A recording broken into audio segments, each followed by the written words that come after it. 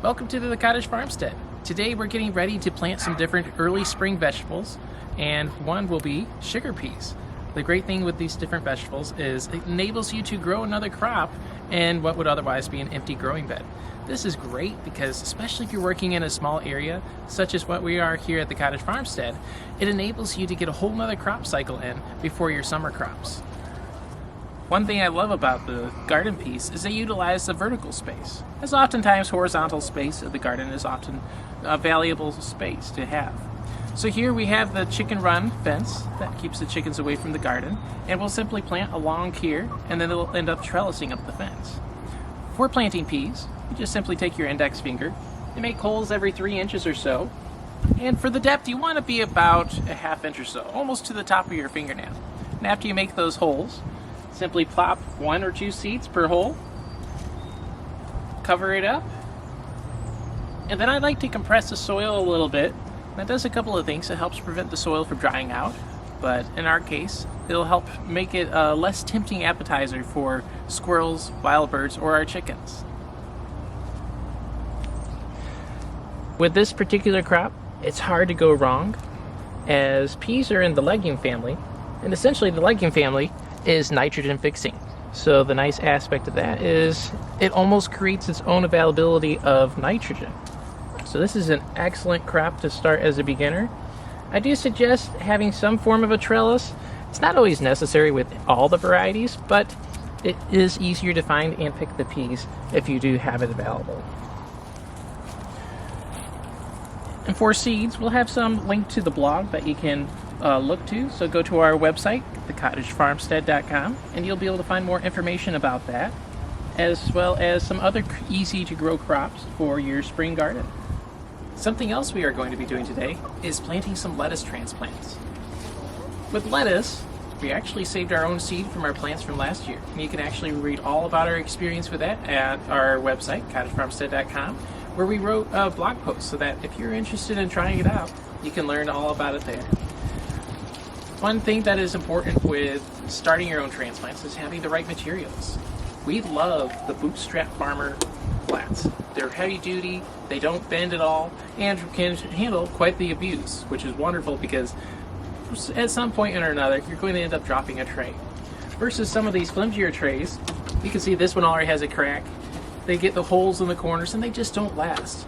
We're all about trying to be more conscientious of our purchasing decisions and making sure that what we purchase lasts. So even though the Bootstrap Farmer trays are more expensive, they last a whole lot longer. And it also provides peace of mind if you're growing these transplants inside that the tray will not leak. So here we have our tray already filled with soil.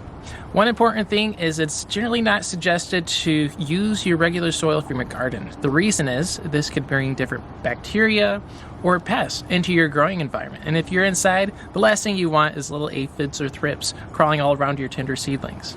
So this is just a potting soil mix or germination mix that we got from the store. Simply put it into the tray. We like to pre-wet it before putting the seeds in. That way, after you seed it, you don't have to worry about disturbing the soil nearly as much. And it's important to get all of that soil wet because if there's any dry pockets, that will create a lack of oxygen as the plant is growing and inhibit root growth.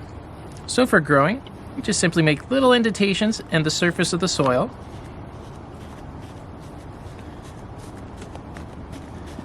And then after doing that, with however many you want to grow, take the seed. With lettuce, because germination at times, especially if you're collecting your own, can be a bit low, we'll go ahead and put a few seeds into each hole. That way, if some of the seeds do not germinate, we will still have at least one plant, hopefully, that will end up germinating. After seeding them, you'll also want to lightly cover the seeds with some soil. Some people like to use vermiculite or something, other growing media that you just sprinkle on top. Usually, since we don't always have all the materials on hand, or to conserve costs, we just simply use some of that potting soil and flick it right over on top. I like to tamp it down a little bit just to make sure that there's good connection between the soil molecules, because if there's too much oxygen that can move amongst the soil, it'll have a tendency to dry out. And one of your enemies to getting a seed to germinate is dry soil.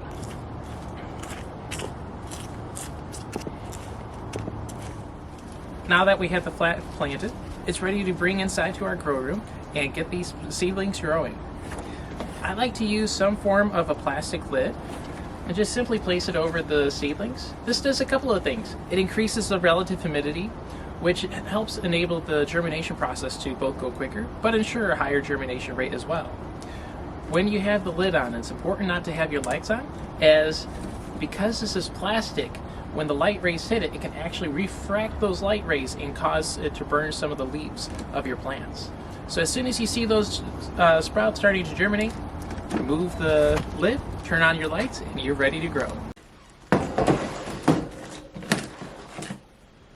We also have a free printable spring vegetable growers guide for beginners that will link below, so make sure you check that out.